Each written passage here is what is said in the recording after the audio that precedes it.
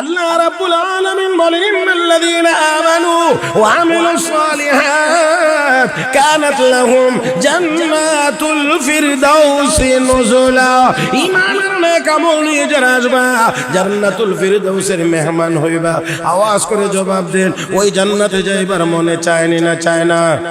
দরকার আছে না নাই?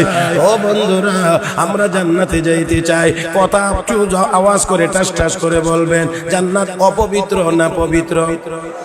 গুনাহ পবিত্র না অপবিত্র?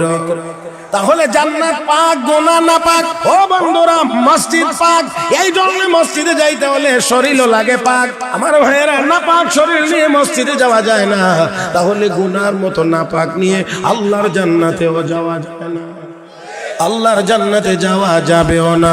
কারণ জান্নাত পাক, গুনাহ হলো না পাক। জান্নাত হলো আলোকিত, গুনাহ হলো অন্ধকার। অতএব যেখানে আলো থাকে সেখানে অন্ধকার যাইতে পারে না। হে মুসলমান, তাহলে গুনার না পাক অবশ্যই সরাইতে হবে। রাজি না ইনশাআল্লাহ? সবাই রাজি না ইনশাআল্লাহ? গুনাহ নাপাক সরাইতে হবে। ও ভাইয়েরা, ও বন্ধুরা, আমরা গুনাহ করে ফেললেও আমার আল্লাহ বড় দয়ালু। রব্বে করিম তো বান্দা বান্দিরে গুনাহ করে ফেলেছো, কিন্তু নিরাশ হইস না, কারণ তোর গুনার পরিমাণ যত, আমি আল্লাহর দয়া, ক্ষমতা, মাগফিরাত এর চেয়ে আরো কোটি কোটি গুণ বেশি।